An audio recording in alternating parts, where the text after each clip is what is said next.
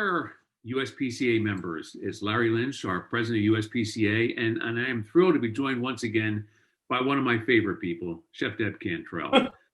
Deb has done so many cool things with her business, and I have learned so much from her in the 10 years that I've been with USPCA, and I'm always excited we have the chance together to get together and talk about something new. And now more than ever, with the pandemic and the things that are impacting business, is a great time to be rethinking what we're doing. In a lot of other industries right now, people are retrenching, even in our own food industry, in the restaurant world. We, as a personal chef industry, don't have to do that.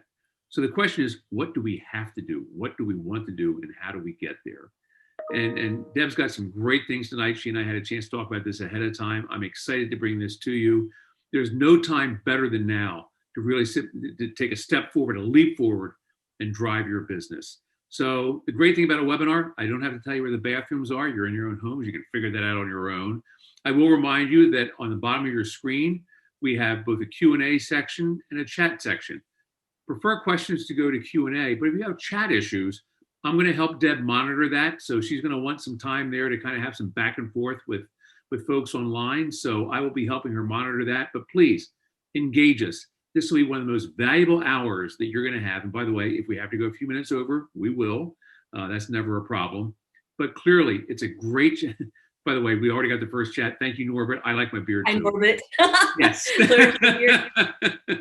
It's the new me. I lost 40 pounds and I put on a beard. What can I tell you? Your face is skinnier. It's gotten skinnier. So my shirt fits finally. So anyhow, I'm turning it over to Deb. She's got great things for everybody and I can't wait to share it. So at this point, Deb, I'm turning it over to you, and I'll be off camera, but watching everything for you. So Deb Cantrell, it's all yours. Thanks, Larry. Guys, thanks, first of all, for taking your time out to really listen to this webinar. And I want you guys to be very interactive in the chat. I am not going to answer the questions until after we're done. However, I'm going to ask you to put some things in the chat as we roll along. It's kind of hard not to have a two-way conversation, so I at least like to have a conversation with you in the chat. So if you don't mind, as we're getting started, the people that are here, just in the chat, would you tell me where you are? So what city and state that you're in, so that we can just get to know you a little bit better. Because one of the things that we're going to talk about is, thank you, Sue. One of the things that we're going to talk about is really the importance of community coming in 2021. There's Laura, and who else do we have? Raina, Seattle, Washington, Berkeley, California. Thank you guys for doing that. I love seeing where all of you guys are all over the country. So for those of you guys that don't know me, my name is Chef Deb Cantrell. I have been part of the USPCA ever since I really started my business. Oh, wow. Hi, Elizabeth. Bay Area, working with Elizabeth. Wilmington, Delaware, Atlanta. Thank you guys. I started in the USPCA way back when. So I have been in business, Ty in Tampa. Hi, Ty. I've been in business for, next year will be 19 years. I've always had some sort of a personal chef component to what I do. Savor currently is my business that I've had for the last 19 years. Actually sold it about a year and a half ago and foreclosed on it and took it back. So I'm actually running it again and loving it, but this time with a business partner. I have failed in just about every capacity that you could possibly imagine. Hi, Sabrina, thank you. I have failed in just about every possible way that you could imagine in business. Over the last 19 years, I've had 7 different culinary businesses. Savor is a culinary medicine business, my favorite and my oldest. And I always wanted to take a business to well over 7 figures. And I've done that with Savor. So about 7 years ago, I started coaching other chefs and culinary business owners who really wanted to grow their culinary business, not start them. That's what Monica Thomas is for. She will help you start it. I help you grow it. So absolutely love what I do. And I have been on several webinars and calls with 7 and 8 figure business owners. Hi, Vidam, to really, oh, Vidam, I have my drag on. See, I have my lashes. Just for you. I've been on several webinars, like I said, with 7 and 8 figure business owners. and to really find out what's happening in 2021. I'm going to tell you guys more about the predictions, as well as some ways that you guys can know more about and really work on your business. I know that there's a lot of questions out there too, because some of you guys are asking, will I even have a business? Should I even be in business? Should I charge the same? Should I offer the same services? So should my brand stay the same? There's so many unknowns. So I want to try to help you guys with that today. And again, I'm going to ask you guys to be very interactive in the chart. In the chat. So I'm going to share my screen. Give me just a minute.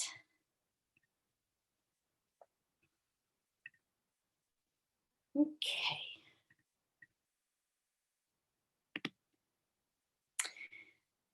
Why 2021 can be your best year in business yet, even in a pandemic. So you guys will get to know me. Some of you guys know me well. Some of you guys don't. But one of the things that you're going to get to know me is I am very no BS. I'm not here to waste your time. I am only here to get you answers and to help you grow your business. Through this presentation, I do not want you to think for 1 second that I am trying to minimize what this pandemic has done to this country. I am going to speak only from a business perspective only. So when you're thinking about growing your business this next year, you have to understand, according to the experts that I have been on calls with, whether they did food or not food, just general business people, they all agree that for the first time ever in history, the one business that you should be in is some type of prepared meal delivery service. Call it a personal chef service, call it prepared meals, take away the word delivery. However it is that you get food to people, now is the best time ever to have a business where you get food to people. They are predicting that 50% of people will remain self-quarantine. No matter what happens, no matter what vaccine, no matter, 50% of the people just will not want to leave their home anymore for various reasons.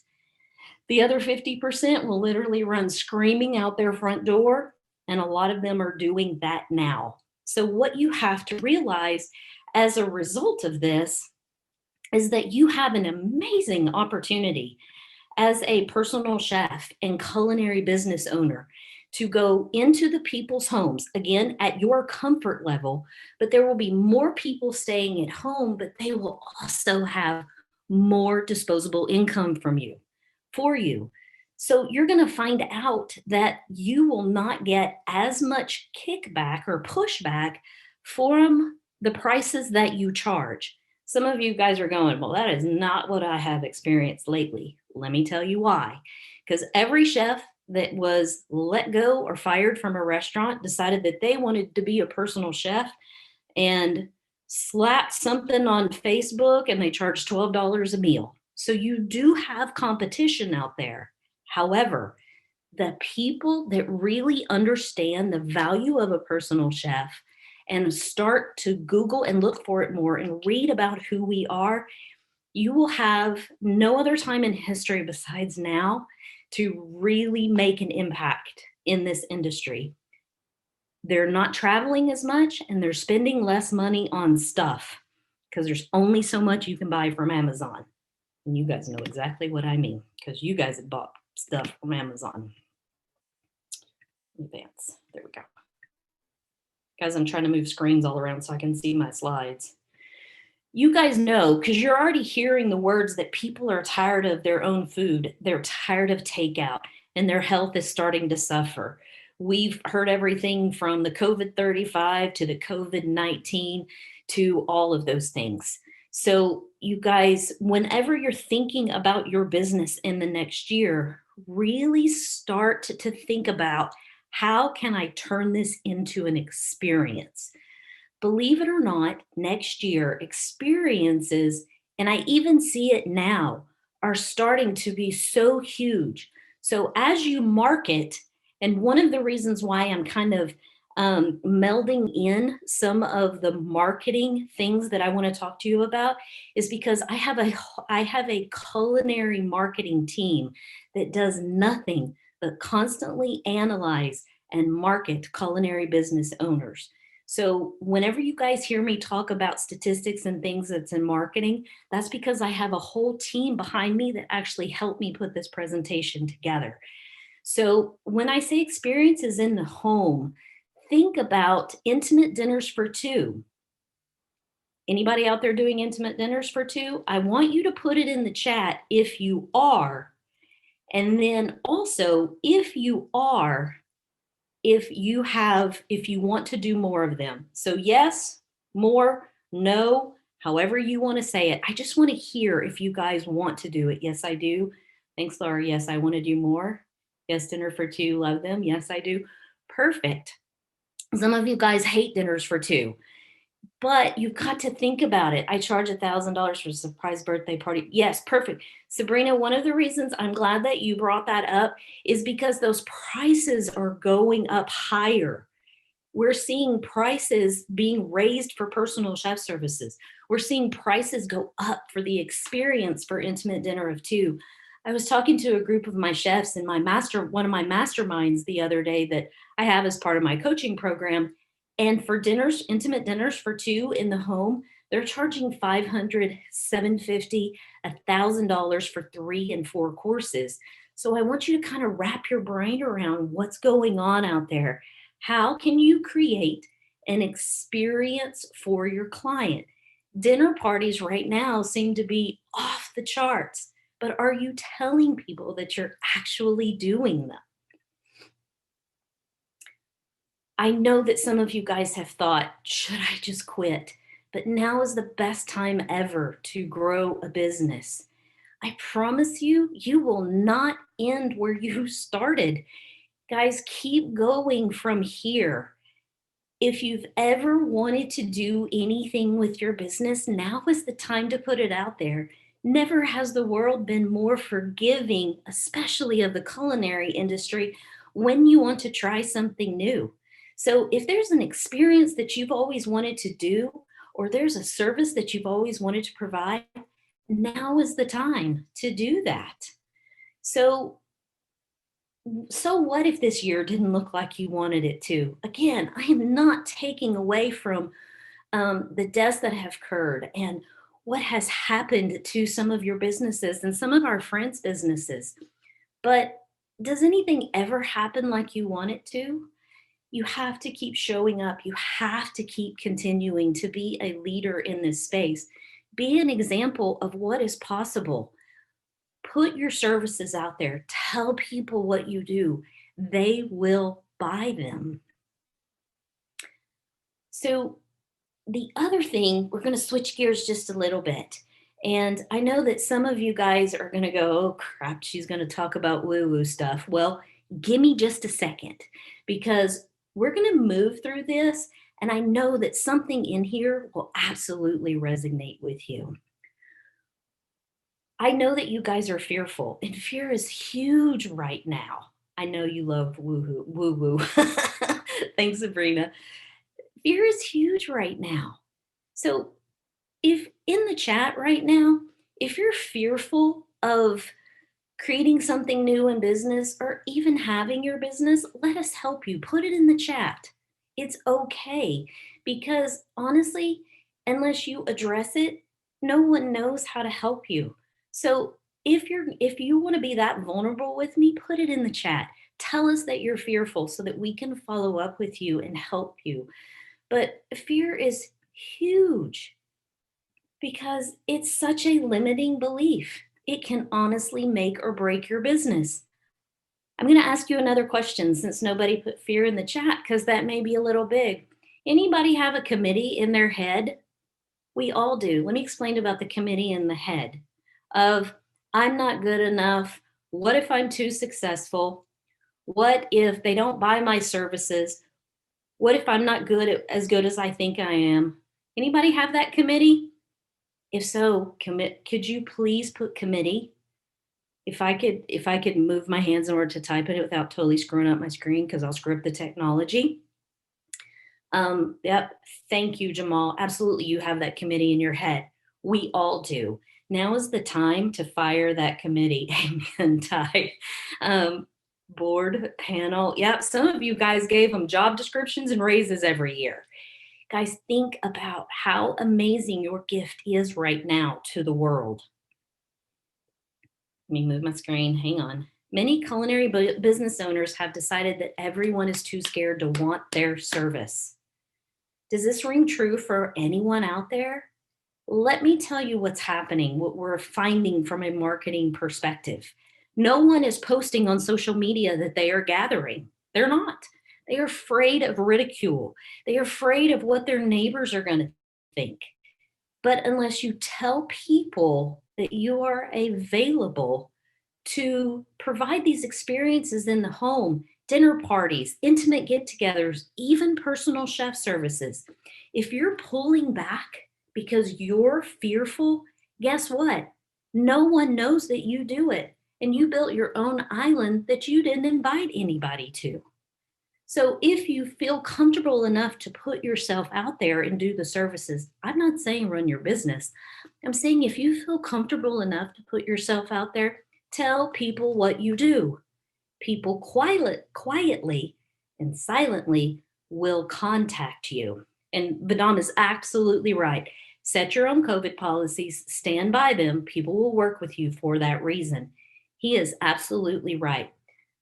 The point I'm trying to get across is if you do not tell people what you do, no one can buy from you. There are people out there looking for your services. They're just not posting that they are looking for your services. I get calls all the time at Savor for this, and they ask me not to say anything to anybody. They said they didn't want to put it on social media. They thank me for posting that we're still doing dinner parties or personal chef services. I understand you may be restricted by your state, but think outside the box. What can you do? Your services help people. It goes back to that experience. Again, give people permission to buy your service in the first place. Oh, hang on, guys, I got to move this. This particular statement goes back to what I said. A lot of chefs are not putting out there what they do for fear of pushback and shamings of having gatherings. If your state is able to gather, tell them. And then also tell them how to be all your creativity. So, in other words, if you can tell the story without using names of what somebody else did, how they hired you, go talk about that. If you have a cool new idea of a get together or an experience in the home or a personal chef service, go do that and talk about it. One of the things that I want to move into next is how to use current buyer behavior to create more consistent income and growth. The reason why this is so important because the number one thing whenever chefs call me to coach with them is they say, I wish my income was more consistent. They want more of it, but they want more consistent income and cash flow to really help them make decisions. So, if you don't mind, put in the chat right now. You ever had problems with consistent cash flow and income? If so, put yes. If no, put no. If it's no, I want to talk to you and I want to know what kind of magic wand you have.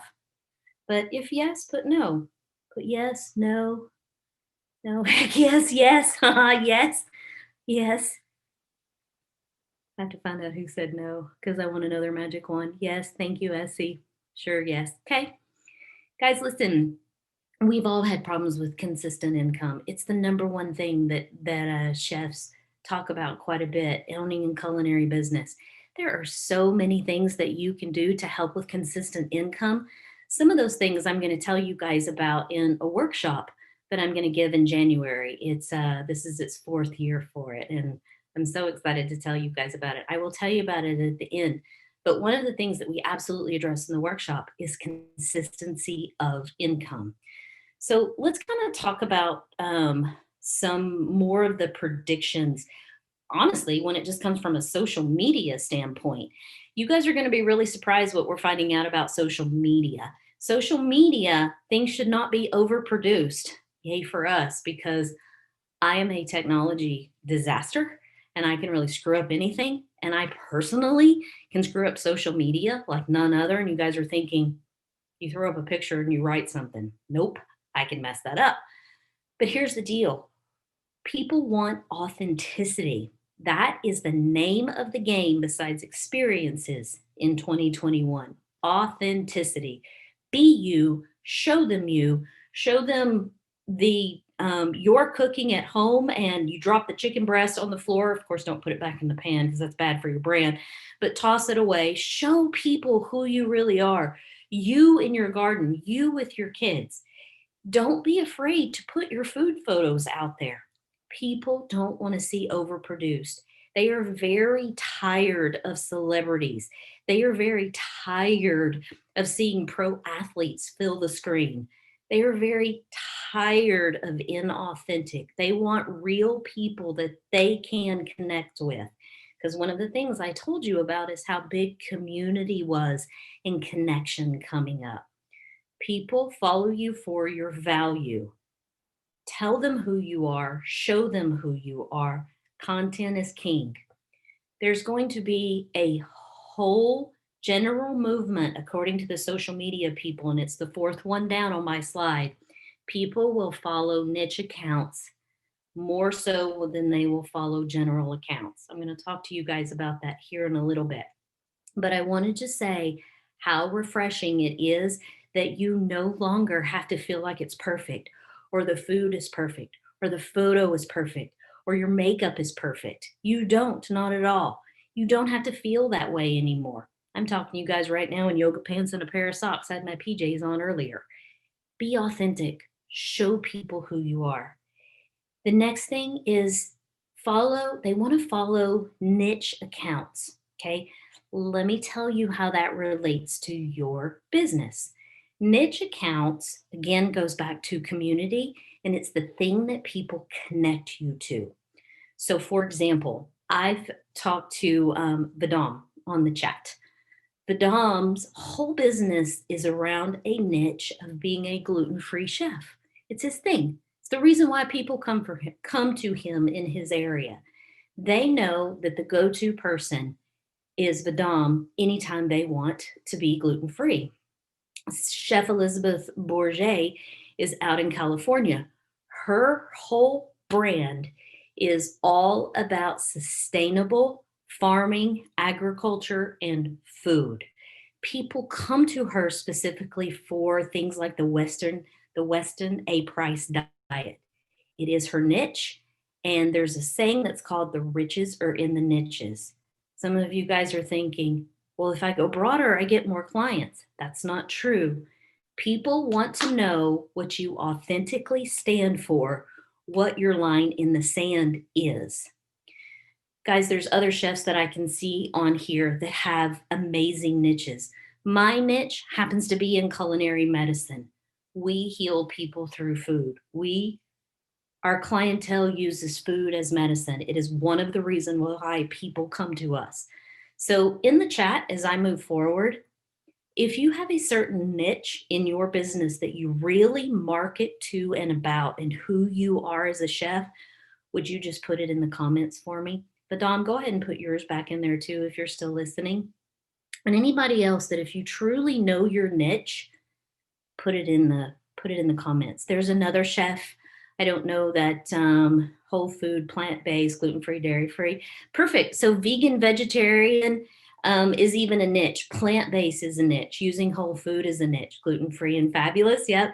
Finally, on the fact that my niche is high-end French food. Sabrina, it absolutely is. Every time I see your name, I think of a little bistro set. People will love you for that. Nutritional coaching and wellness, authentic Italian food. So Shoshana, organic and locally sourced, take that a little bit further, niche down a little bit more. What about that is special to you? Combination of nutrition and delivery, Oktoberfest. Okay. And I love the nutrition, specialty diet gaps. Okay. So Beverly, you're kind of in that culinary medicine space. That's great. So what I'm asking you guys to do is to really think about how you can niche down what you're really, really known for. There's a chef that I don't know if she's part of the USPCA anymore. Her name is Bianca Rosano. The name of her business is About the Table, and her whole niche is about bringing families around the dinner table again to have meaningful conversations. So she took that further. So with every single personal chef service that she does, she includes a little postcard about conversation starters you can have around the table. So just kind of think a little bit further about what kind of niche you can have moving forward. And then tell people what that is. They will follow you. Develop a community around that niche. Talk about it in your marketing, in your copy, on social media. Don't be scared to go niche enough. You can always make more money, but you can't make more time. Experts will save you time. Ask for help. Guys, you have the USPCA to help you. You have other mentors to help you. You've got so many people around you that if you will just ask for help, but also don't be afraid to delegate. I know that there are absolutely no control freaks in this group. All right? Are you a control freak? If so, put it in the chat. I want to know who my control freaks are. Um, okay, there's nothing going in the chat. I don't know. Okay, thank you, because I've worked with several of you guys, and yep, there you go. I knew that you guys would start doing it as soon as somebody else did it. So here's the deal, guys.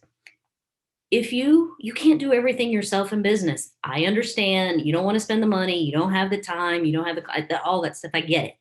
When you start delegating, I'm an engineer, Norbert. When you start delegating and trusting the experts to help you in business, your business will grow exponentially. But you probably won't do it until the pain point becomes pretty severe. That's usually when you do it, when you are just so sick of it. But I'm telling you guys, experts will save you so much time. In order to say yes, you have to say no to more things. It's kind of funny that this kind of came up in conversations with these multi-million dollar big business owners.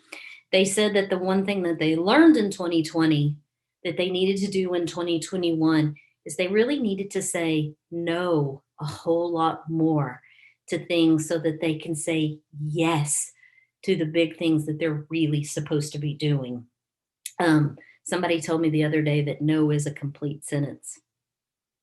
Let's go to the next slide. Okay. Again, to kind of hammer that home, this is Chef Vidam. The riches are in the niches. I think that I kind of beat that point enough, but I just kind of wanted to show you guys in living color what that looks like. Hold on, guys. Let me move some of these things around. We talked about community of any kind being huge. Create one if you don't already have one. Join one and ask for help. Do podcasting with live real-time conversations. If you don't want a podcast, that's fine. I've actually got one started that we're going to launch this next year specifically for culinary business owners who don't own a restaurant. It's okay if you have a lease space, but specifically for us and this group. And but the part that I really want you to see is real-time conversations. People are tired of inauthentic. Be authentic. Show them who you are. The other thing that kept coming up over and over and over again is serve unfailingly. You can't automate relationships with funnels and emails. Show up and be constant. The reason why I tell you guys this is because so many times you think you have nothing to share and you have nothing to give. Do you understand that every single one of you guys that showed up to this call today, and if you're listening to the recording, that it's really not about selling. You have a valuable offer that people need. You help people. There is not a chef on this phone call, on this webinar right now, even if you're listening to the recording, that got into this business just absolutely because you were going to go cook. And I'm sure you wanted to make hundreds of thousands of dollars, but you soon figured out your food was a vessel. Your food was a vessel, and it healed something. It changed something. It not only fueled you, but it also filled your clients.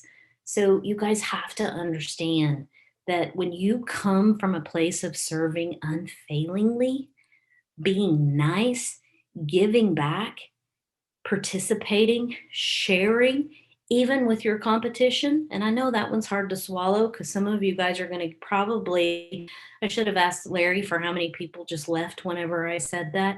Yes, your competition. Serve unfailingly. The world needs people to be nicer to each other. The new customer will want instant gratification.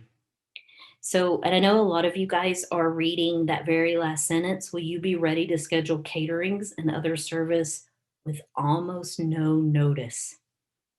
It's happening.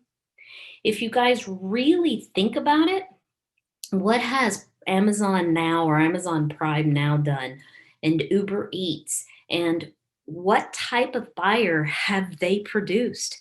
They have produced an instant, want it now type of society.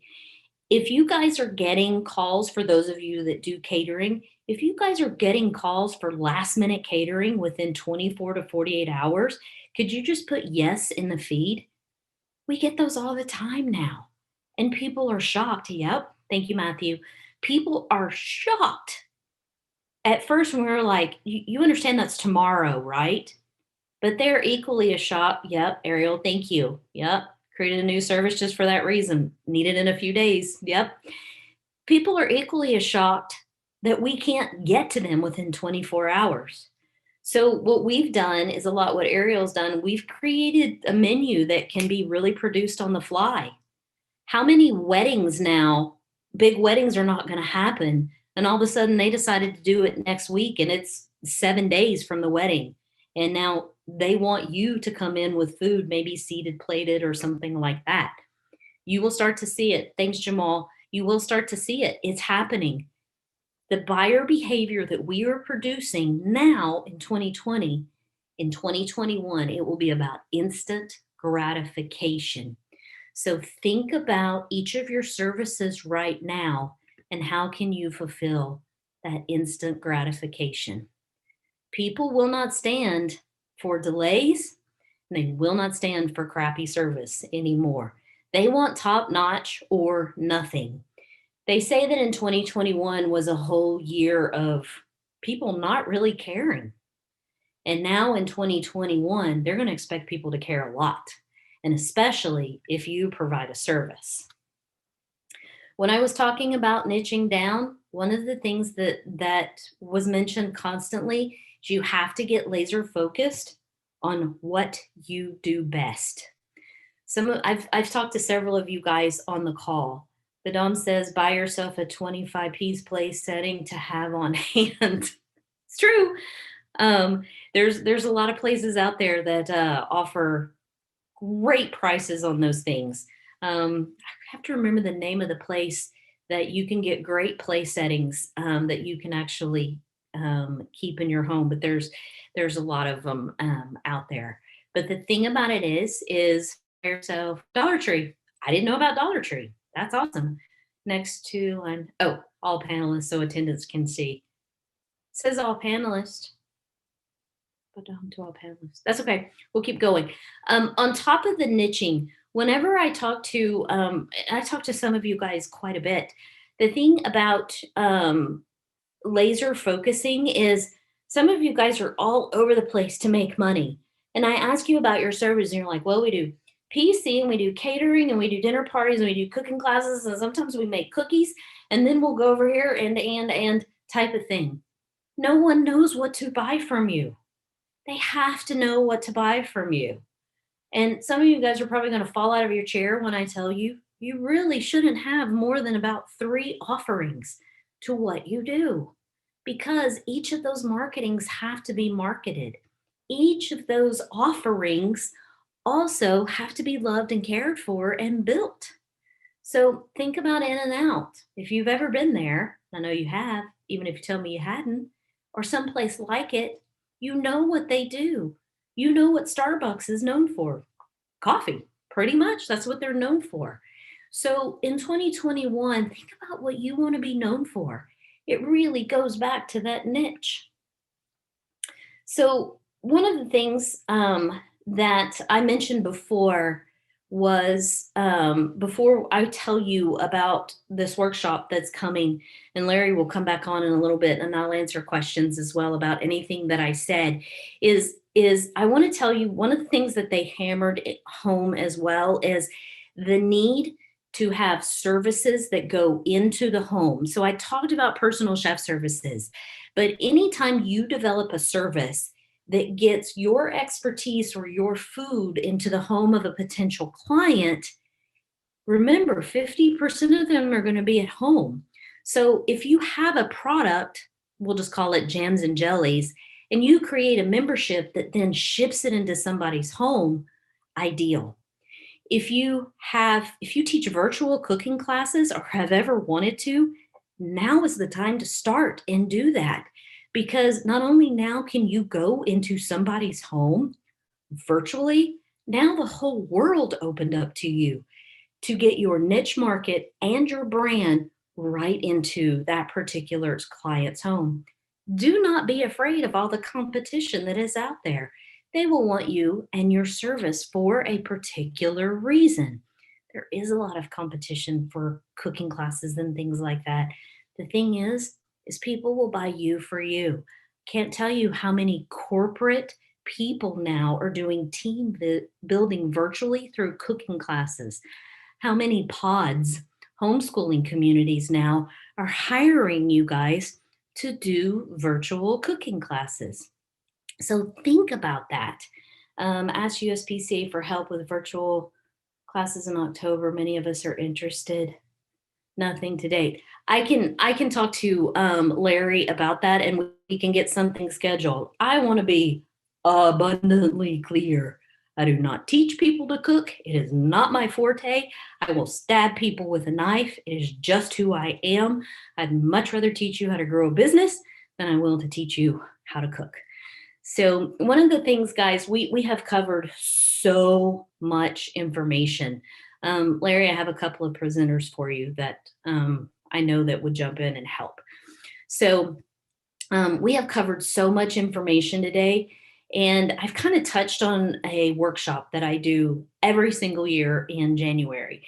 This year, it is January 21st and 22nd. It is called Sharpen. It's our fourth year to do it, and every year about 60 culinary business owners from all over the world, mainly prepared meal delivery, catering company, cooking class, people come in, and it is a workshop. You work on your business and not in it. Lots of worksheets, a lot of masterminding, a lot of time to really develop your individual business. I promise you, your time will not be wasted. As I already told you from the very beginning, I don't produce anything that wastes your time because I do not like to have my time wasted. We can make more money, but we cannot make more time. Vadam says, please, everyone do Sharpen. Thank you, Vadam. We're offering it two ways this year. One is virtual and one is in person here in Fort Worth, Texas. If you come in person to Fort Worth, Texas, you're probably riding the mechanical bull with me because I'm having it at the largest honky tonk in the world. We have our own private room, lots of space for social distancing at a place called Billy Bob's. So you have two choices. We are going to be talking about so many things that we talked about on this particular call, on this particular webinar, from changes, how you need to implement it, how to create consistency of always, Sabrina, you always wanted to ride a mechanical bull, how to create consistency of income. It's going to answer so many of those questions that you guys have been struggling with, how to really change your business for what's coming. And if you love your business like it is, fine, don't change it, but come and we'll just help you improve it. So, guys, what I want to tell you is there's always going to be something that's not going to go your way. There's always going to be something that just completely wants to screw up your business. One of the reasons this workshop was created so that we can recession proof your business. You can have more consistency of income. You can know how to strengthen your brand. You'll know more about your competitive advantage. It gives you more confidence, and we really help fix the leaks that's going on in your business. For those of you guys that really want to understand, there's a schedule. Here's a little bit about the schedule. Everything from does your business run you to evaluating your income streams to if you're wondering why the world changed and where all the clients went. One of the speakers that we're going to have is Jim Herrera. He happens to be one of my business coaches, and he's going to be talking about the future of culinary and buyer behavior trends. We touched on some of that today. The biggest thing that I'm going to ask you to do at the start of this workshop is what is the vision for your business and your life? You have got to create your business that supports your life. Your life comes first. Your business should enhance your life, not the other way around. So I may be speaking directly to you. If you feel like your business is running you, I promise you, we're going to get that worked out. Some of the other things we're going to talk about is things like the life cycle of your business, consistent revenue. My account manager is going to talk about the psychology of color and buyer behavior. And then we're going to have different breakout groups. We're going to have a business owner that talked about how ego almost destroyed his business. We're going to talk more about those niching down your business and marketing techniques that really attract a high-end clientele. So what I'm going to have there is I'm actually going to have my whole marketing panel there from my marketing director who helped me grow all of my businesses to my social media coordinator. My business coach is there. He works with 7 and 8 figure business owners. He's going to be there all day for you to pick his brain. My marketing team is going to be there all day for you to pick their brain. We actually are having somebody else that's going to come in, another speaker, every client's 3 needs with Emily Sanders. Emily is somebody that is in charge of a very large multi-million-dollar company, and she is their customer happiness officer. She's going to talk about how your customer journey really relates to consistency of income, return on all your investments, and really keeping your clients longer.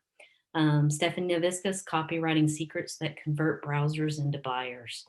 So, and of course, what's going to happen is you're going to work on your individual business. You're going to get help while you're doing it. You're going to have a strong community that supports you. And when you're done at the end, you will walk away with a prioritized, strategized plan that is completely for your individual business. I know we have no special snowflakes in here. I know that nobody feels like that they have a business that's different than anybody else's business. So if you happen to be a special snowflake, I promise you that you will fit right into here and you will walk away with a plan that will only grow your business, not everybody else's business. If you guys are interested in this at all, we have an early bird pricing through the month of December. It ends December 31st. Let me be really clear. It ends December 31st. It is $295. So, but for USPCA members only, there is a code there that is $50 off. It is down at the bottom of the screen. If you choose to come to this, and you can choose virtual or in person, yes, you can change your mind if you decide you want to come in person versus virtual, or vice versa, whatever makes you comfortable at that time, just choose one right now. So what I'm going to do, guys, is I am going to, as we open it up for questions, I'm going to put the URL in the chat so that you guys can copy and paste it for anybody that wants to come. Don't forget your 50 off code. But I also want to tell you guys something else too, is that really this price, it comes down to $245 a person. That's less than one personal chef client.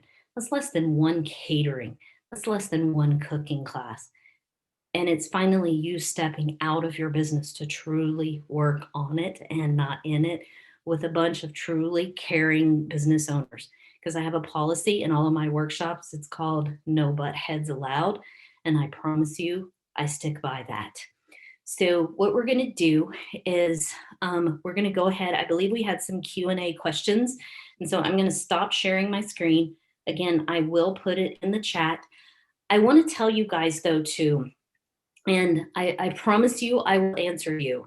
2 things. My email address is at chefdeb.com. It's really easy to remember.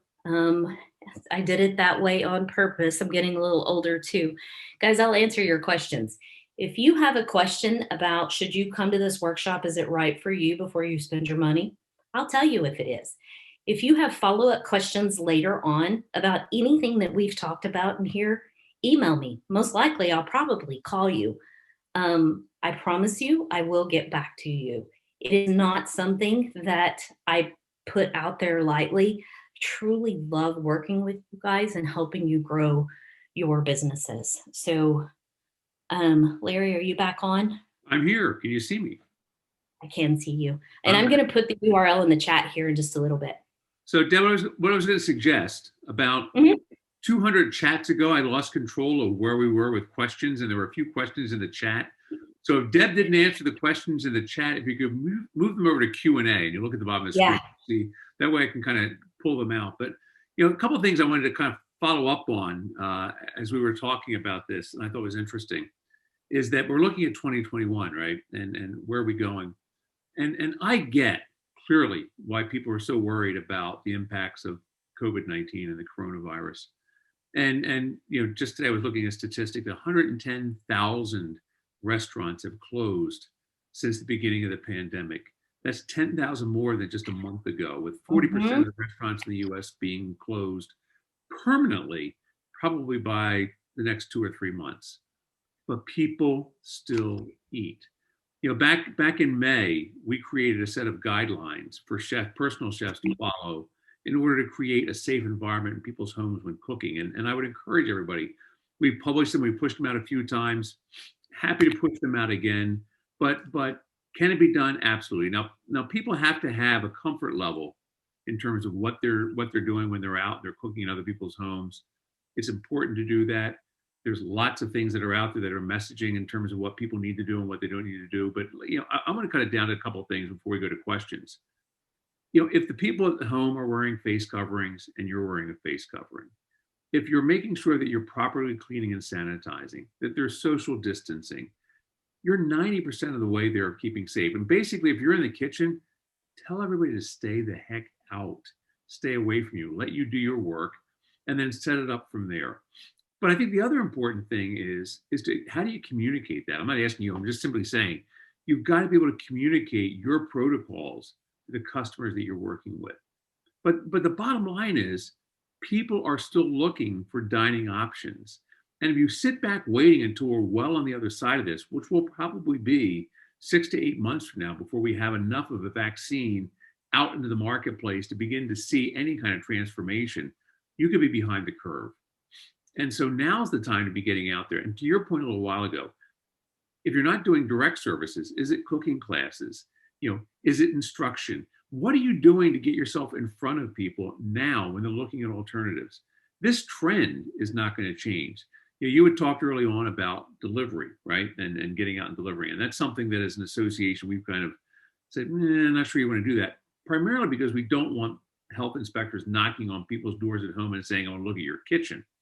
But that world's changing. You know, DoorDash just went public yesterday.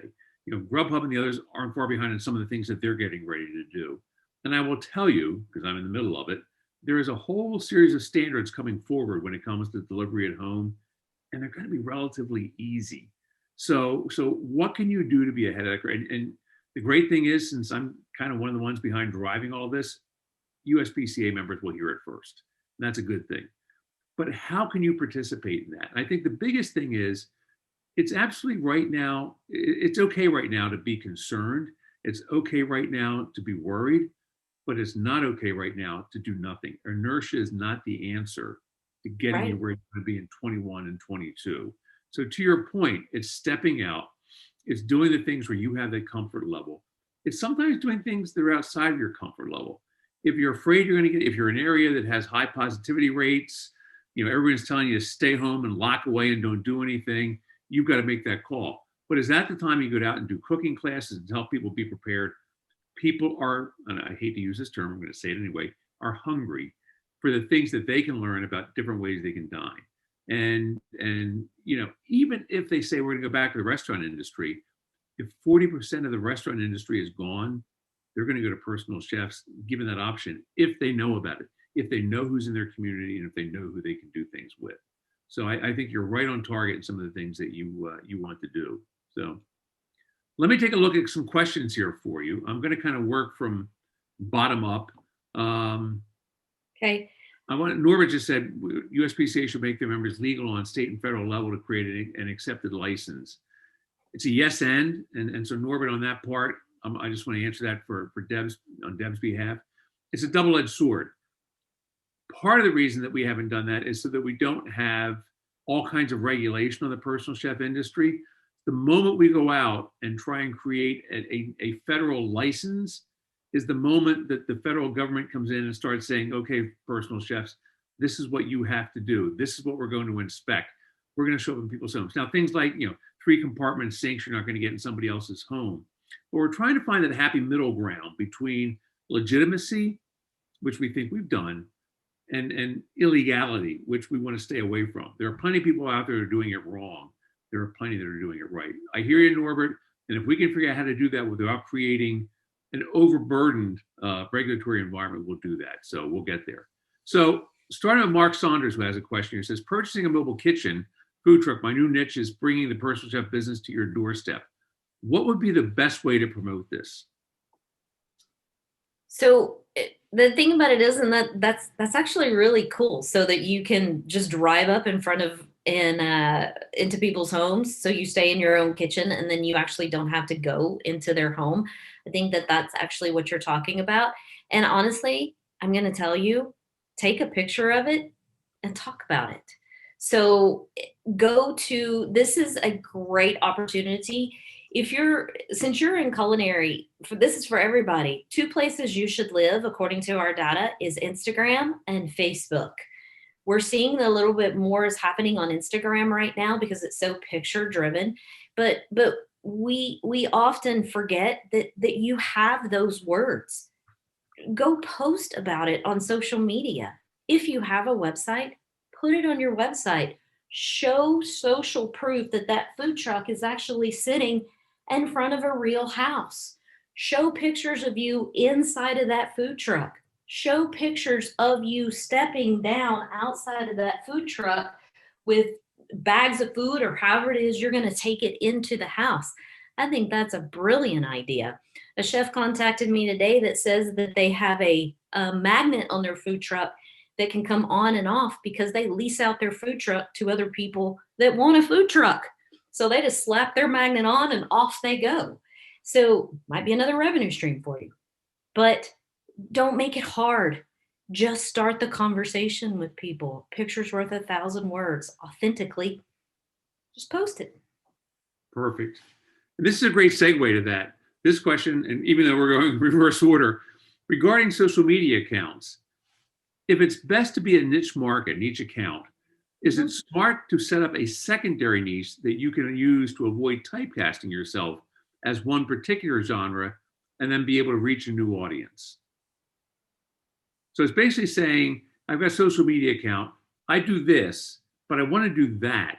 Should I have a second account so I don't always get locked into this if I want to try and do that?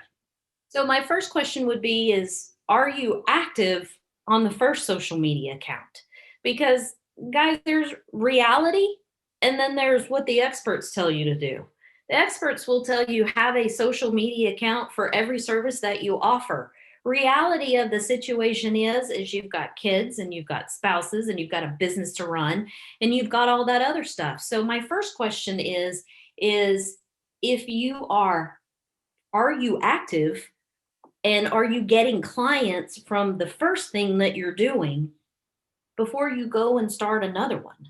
So if you're not active, be active, but start your niche on there. The problem is like I said, if you listen to all the experts, they'll have you doing a million things. Pick one thing and be really good at it. I don't ever go on Instagram. It looks like I do. That's what my marketing team does. I'm on Facebook. I don't even do that well, but it's my one thing. So I hope that helped you. Yeah, and sometimes it's good to link them, right? So at the end of the day, there could be ways of doing linkage. So even if you have a secondary niche, Yeah, link them together. So that's a good thing. You can link them. Absolutely. So Kathy And I am Ferrari asks, go ahead. I'm sorry. I am not downplaying social media. So social media will sell your business. And I'm not saying before your website, but sometimes the activity on there will be enough to convert clients. But so many people get wrapped up in they have to have Instagram and LinkedIn and Twitter and the world is complicated enough. I'm not here to complicate your business, and neither should you. Absolutely. Because that's what makes it worse. Complicating is what we all have a habit of doing. I know. Drawing back from that's important. So Kathy asks, so what if our focus has been on dinner parties and events? What do we have to, and that goes back to early in your discussion.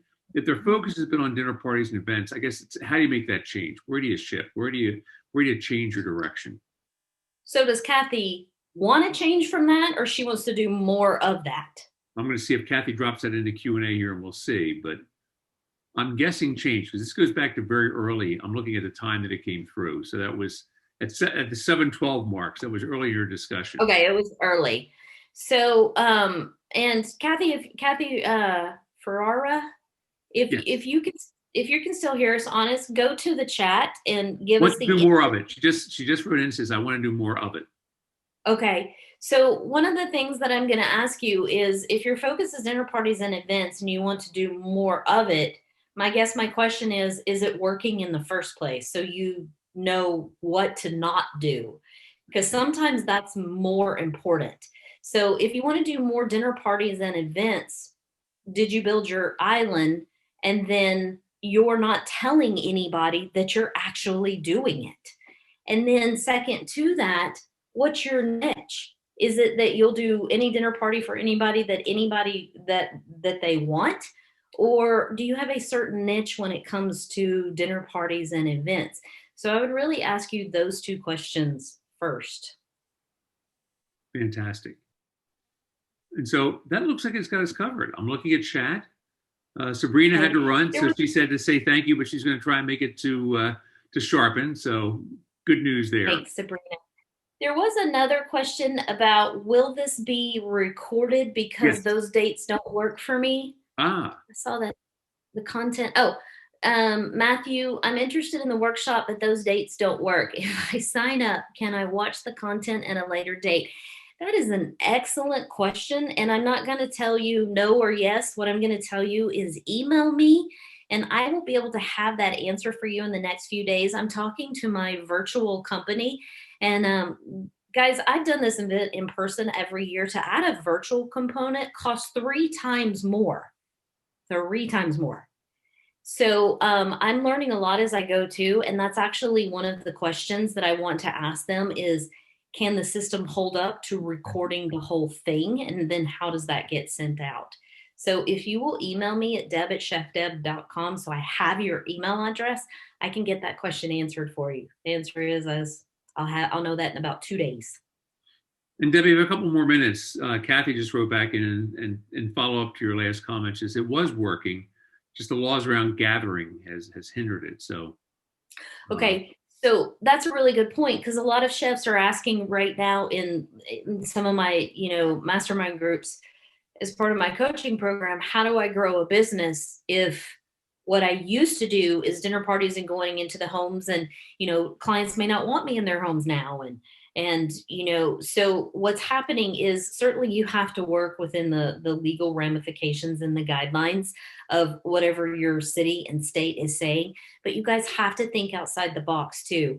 I know that one chef, Solomon's Island, she bought a bunch of, believe it or not, igloos, and she drags like igloos to clients' homes and with a heater in them, and however many people can gather at that time, she has dinner parties out on the lawn.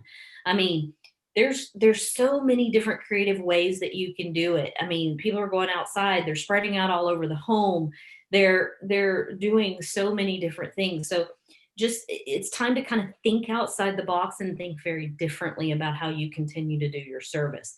Number one thing though is tell people you're doing it. Don't be afraid to do that.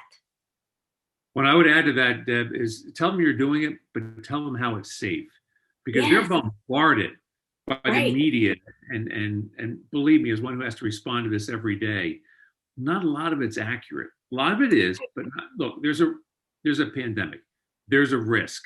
You have to be able to tell them why what you're doing is safe. And again, it comes down to basics of social distancing. It comes down to the basics of face coverings. It comes down to the basics of cleaning and sanitation and personal hygiene. That's which is all the basics of what we do, right? And so it's not that much different. Air circulation, you're in somebody's home. This is not like a commercial building with a big HVAC on the roof. We're talking about somebody's home. It's an altogether different environment. So, it's important to make sure that you're having that established conversation with the customer, because the customer's got some apprehension too. Now, they may be in a genre that says, I don't care, I'm going to do what I want to do. Protect your health when you do that. But at the same time, make sure that they have a comfort level that what you're doing is safe. Um, One of the things I was just looking here that Norbert wrote, I thought this was interesting. He says, in the current situation, we canceled any dinners and parties until things change. And I know where they're based, and I get that. He says, I anticipate June or July. And I don't think he's wrong with that either. By the time we get enough of the vaccine out there that it makes a difference. So we did it around 80 to 100 per year. And he said, we did that. And this is interesting where you get some symbiosis in business. We did that to secure meal replacement and delivery business. So it's a great way to make sure that it's not a one-off, but what are you doing for that one-off to make sure that it's driving other businesses? hmm yeah, it's fascinating that sometimes you have a business that or a service that may not make you a whole lot of money doing that service. However, it can bring you a lot more business than another service. Because, guys, I've had a commercial kitchen that I've worked in for the last 18 and a half years. I got out of people's homes about as quickly as possible. In fact, I ran screaming. So what happens is in my particular business, I'm a licensed physical therapist as well. Is I have ALCAT testing, which is food intolerance testing, since we do culinary medicine, and it's little. It costs me some money to have it, but the thing about it is when people buy it, it's actually a straight pass through. I don't make any money on it. However, they always sign up for chef services afterwards. So I'm not asking you to get rid of anything necessarily. Think about if it's a great marketing tool for something else. Cool. Uh, Sue Snape says, would you please provide the link to register for Sharpen? And it's a good point. I did. I put it in there, but there it is again. And I'll remind you, and there it is. I see that. Thank you. It's over in the Q. It's over in chat, so make sure we get that. Sue dropped that in Q&A. And it's also important to know too. And Deb, I'll make sure that when we push out the YouTube version of this to everybody, that link and that information is in there. Okay, that'd be awesome, especially for the people that are listening to the recording. And guys, I'm serious. You have my email address. It's deb@chefdeb.com. I put it up there, but I'm pretty sure that you guys can write that down and remember it. You have a question about, is this right for you, before you spend your hard-earned money? And absolutely, I will be completely honest with you and tell you if it is for you or not, and what you will get out of it. We'll have a simple conversation. It's kind of cool how that happens. It's just a conversation. And then if I can help you guys with anything that, we've talked about today too, you also have my email address.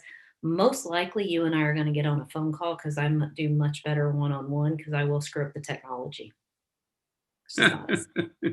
Yes, we usually end up on a phone call. We never do well on text and email. So no, because you can't tell emotion via text. No, I've learned that the hard way. No. So Deb, it looks like we've covered chat and Q&A, and as always, I deeply, deeply appreciate all that you do for the industry, and certainly do for USPCA, and it's huge. I mean, I think, quite frankly, right now, this is an industry that's on the cusp of great things. The world's changing. It was already starting to morph. As I've shared with people, there's a reason that people were buying 85-inch televisions and they were no longer going to movies. Good friend of mine is the CEO, soon to be retired CEO of the National Association of Concessionaires. A lot of their members are the movie theaters. And like he said, I can't handle this anymore because it's going to go out of business. But people won't stop eating. They won't stop entertaining. They're just doing it someplace else. And where they're doing it is where our members are best situated. And the important thing is, as USPCA members, they bring an air of legitimacy real legitimacy because they're insured, they're vetted, they're trained, and that's the kind of message we want to make sure we're getting out to people. We're certainly going to support that every way we can. So, as always, my thanks to you. Really appreciate the time tonight. And if I see any other messages in there I need to get over to, I will do that. Deb's email address is in the chat. So if you want to get directly with her, you can do that. Hopefully you'll make it to Sharpen. This will be, it's been recorded, so we will certainly make sure that it gets pushed out to everybody. If your friends and fellow members didn't join here tonight, tell them to go to YouTube in the next 2 days, and they will find it there in its entirety, and you can go back and review it. So, Deb, as always, it's great seeing you. My appreciation, and look forward to seeing you the next time. Awesome. Thank you, everybody. All right. Thanks, everybody. Have a great evening. Bye. Take care. Bye-bye.